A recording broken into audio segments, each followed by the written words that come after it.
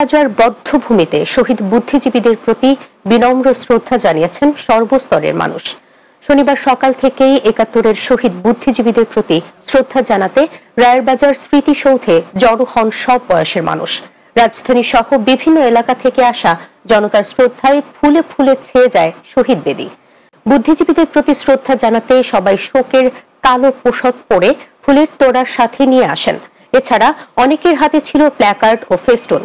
নতুন প্রজন্মের প্রত্যাশা শহীদদের আত্মত্যাগের মর্যাদা রক্ষা করে এগিয়ে যাবে আগামীর বাংলাদেশ। বাংলাদেশ যে আত্মত্যাগের বিনিময়ে স্বাধীন হয়েছে, সেই স্বাধীনতার অর্জনের জন্য তাদের ভূমিকাই ছিল অগ্রণী ভূমিকা। দীর্ঘ স্বৈর ব্যবস্থায় বুদ্ধিবৃত্তির জগৎটা সংকুচিত হয়ে গেছিল এবং এই ক্ষেত্রে অনেকে নির্যাতিত নিষ্পীড়িত হয়েছে।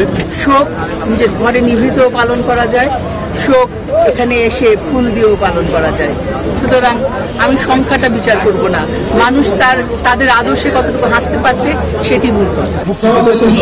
2024-এর মুক্তিযুদ্ধ দিবসের অন্যতম অঙ্গীকার হওয়া প্রয়োজন বলে আমরা মনে করি। যথাযোগ্য